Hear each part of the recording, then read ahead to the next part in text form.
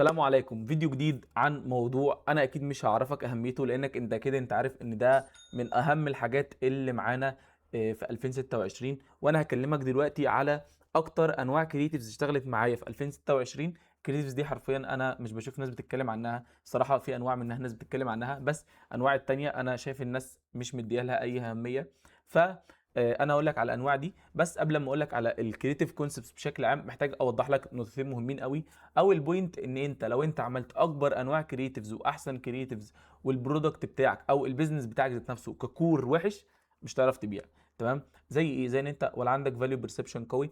الفاليو بيرسبشن ده هيشتغل او هيتعمل من خلال كصوره يعني نمطيه عند الناس، هتتكون من خلال الفيزيبيليتي، الانفلونسرز او الناس اللي هي شغاله مسؤوله عن البرسبشن بتاع البراند بتاعك، متمثلين بقى في انفلونسرز، الناس اللي في الادز بتاعتك، البراندنج بتاعك، الكالر باليت، كل الحاجات دي، الديزاينز حتى اللي بتتعمل، الباكجينج، الاكسبيرينس، كل ده كامل تمام هيكون لك صوره فاليو بيرسبشن معين. تمام؟ الانفلونسرز اللي انت بتكولاب معاهم، مين التارجت اودينس بتوعهم، كل ده لو انت عملت ده بشكل قوي وعندك فيزيبيليتي كويسه والبرودكت بتاعك متسعر صح، كل دول صوره هيكون لك فاليو بيرسبشن حلو. تمام؟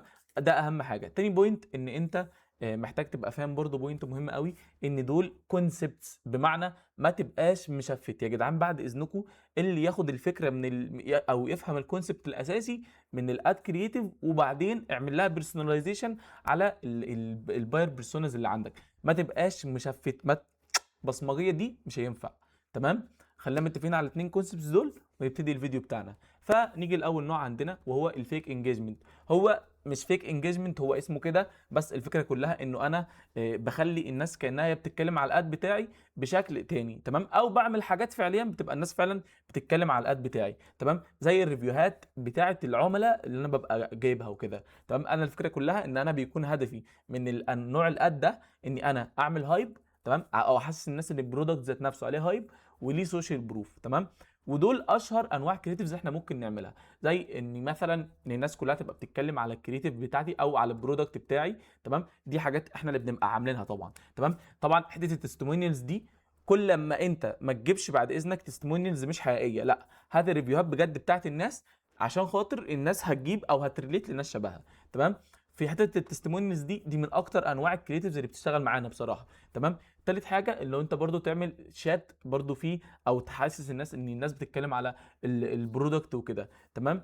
رابع حاجه برضو شات جي بي تي. الفكره كلها انه ايه؟ شات جي بي تي الناس كلها بتخش تساله. احنا دلوقتي اي حد بيحتاج حاجه بيقوم ماسك الموبايل، يا شات جي بي تي انا عايز اعمل واحد اتنين تلاته، تمام، او ايه اشهر برودكت كذا. فانا بخلي شخص يريليت ليه. تمام؟ لاني انا اصلا كلنا كناس مستخدمين للشات جي بي تي او اي انجن تاني بنستخدمه. تمام؟ اخر حاجه حته الستوريز دي يا جدعان، بجد دي من اكتر انواع الادز، بالذات في حته اللي هو البوتوم اوف فانل، او لما اكون انا عامل اوفرات بتكونفرت معايا الناس. الفكره كلها انه انا بالذات لما بحطها كبليسمنت في انستجرام، بحط الاوفر بتاعي والاوفر ده بشكله عند التشيك اوت عامل ازاي، دي بتكونفرت الناس معاه كويس جدا. تمام؟ بجد لازم يبقى اوفر، يعني ما بقاش انا شغلي كله على اوفرز وكده واحس ان الحاجه شغاله معايا. تمام؟ تاني حاجه حته اللي هو انا الحاجه سكولينج، يعني او الفكره كلها ان انا اخلي الشخص ذات نفسه البين اللي عنده هو اللي بيكلمه. فاهماني؟ بمعنى طبعا مش قصدي على السكين بس، انا بتكلم على بشكل عام البين ذات نفسها اللي بتخاطب الشخص. تمام؟ انا هدفي ان الشخص يبقى ايه؟ بيرسونلايز الموضوع لنفسه. تمام؟ نفس الكلام لو شخص مثلا جيماوي، فايه الحاجه او ايه الحاجه اللي هو ممكن يحتاجها من البرودكت بتاع مثلا العضلات، فممكن نتكلم على ان عضلاتك بتكلم، فاهم؟ عضلاتك محتاجه ايه، كأن الحاجه ذات نفسها هي اللي بتكلموا على برودكت معين. تمام؟ دي برضو حاجات شغاله، او هي ليه برضو بتشتغل عشان خاطر ان الشخص بيقدر يبرسونلايز الحاجه، او بيبرسونلايز او بيريليت المشكله او البين اللي عنده لحاجه معينه. تمام؟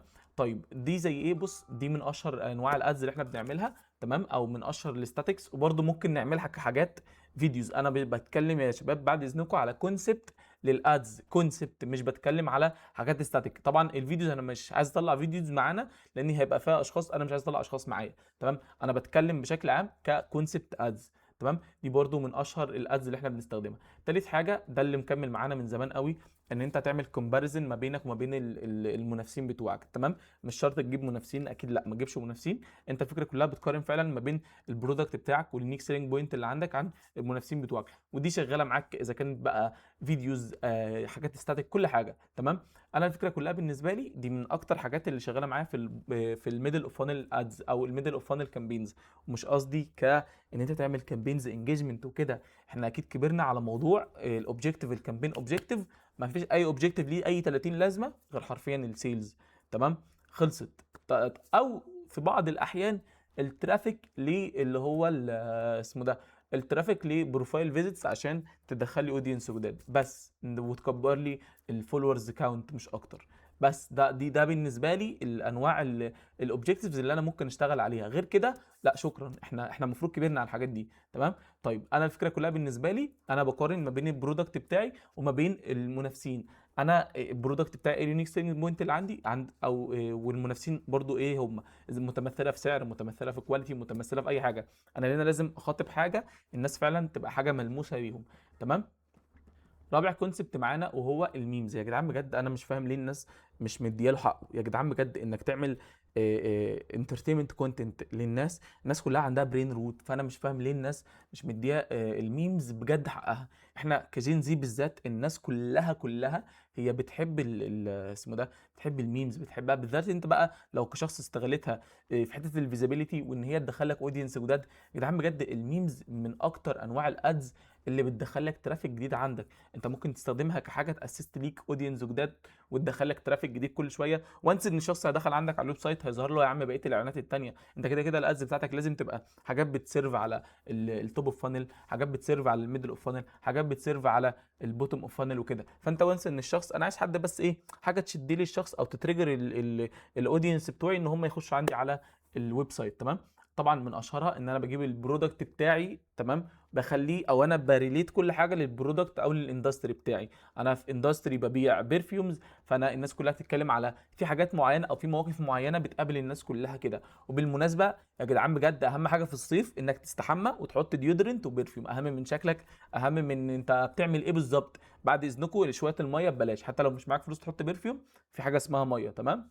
بس يعني ده مهم قوي برضو بصراحه، عشان انا في ناس بتعصبني في الجيم، ما علينا يعني. المهم طبعا اهم حاجه انك برضو تختار كونسبتس مناسبه ليه، او تختار ميمز تكون مناسبه مع الفاليو بيرسبشن بتاعك، وتكون مناسبه مع الاندستري اللي انت فيه، ما تبقاش متشفت. برضو الميمز بقت بتتسرق معرفش ليه، تمام. دي برضو من اشهر الحاجات اللي احنا استخدمناها فيها، تمام. برضه ممكن تعملها في شكل روتين، ممكن تعملها في شكل اي حاجه، دي ممكن تستخدمها في اي اندستري معين، تمام.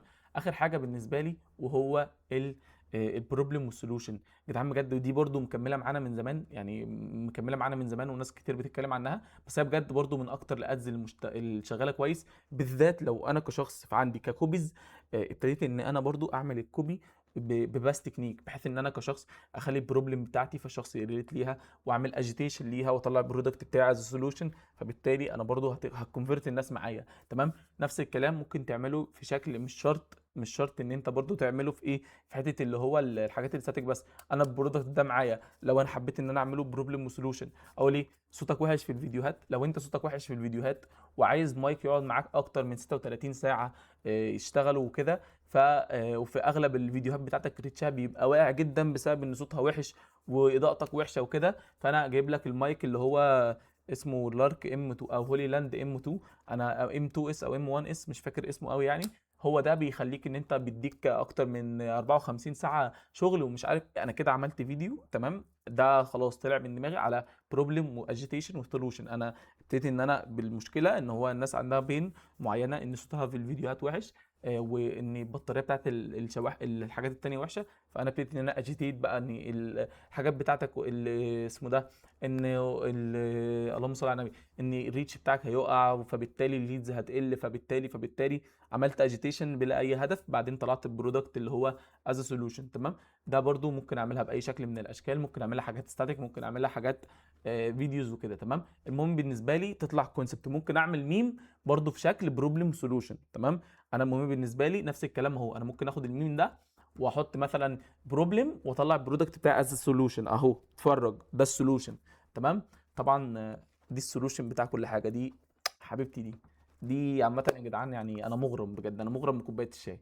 المهم انا بالنسبه لي بقى نيجي لاهم حاجه في 2026.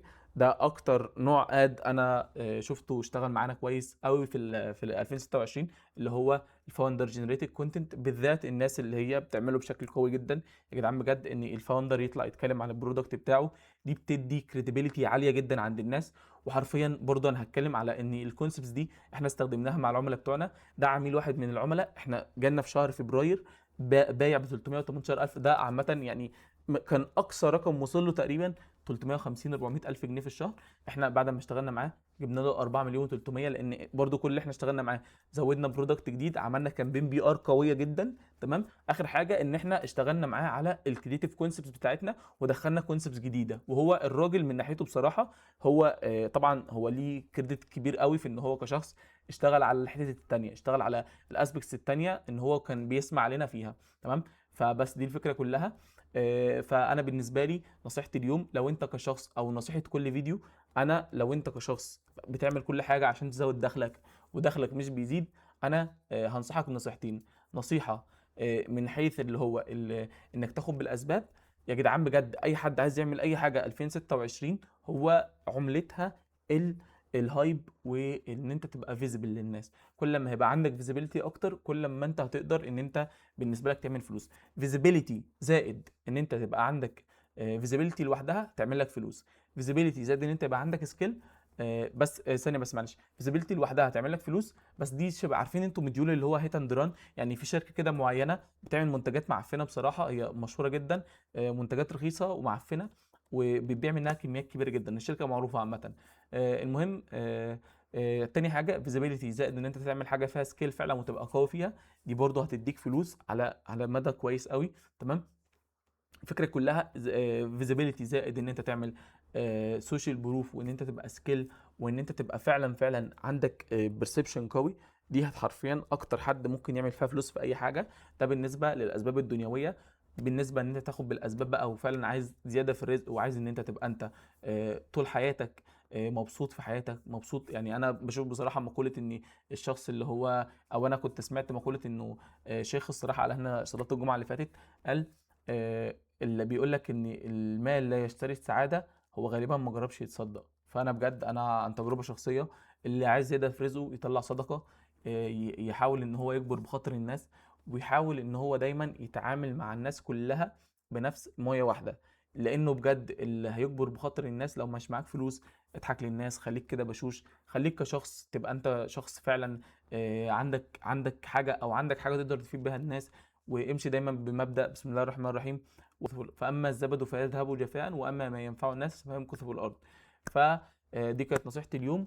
وأخيرا لو استفدت مني عايزك تدعي لي دعوة حلوة من قلبك. ولو أنت بزنس أونر وعايز تشتغل معايا، تقدر تبعت لنا مسج على الرقم اللي هو يظهر قدامك، اللي هو 0122 3163 572. وبعد إذنك ما ترنش، بعد إذنك ما ترنش. تمام. في حاجة اسمها واتساب، أو تقدر تخش عندنا على الويب سايت اللي هو bingmuse.com bingmuse.com. تمام. تقدر تشوف علينا البورتفوليو، تقدر تعمل كل حاجه. برضه هسيب الحاجات دي في الديسكريبشن. واخيرا، سلام عليكم.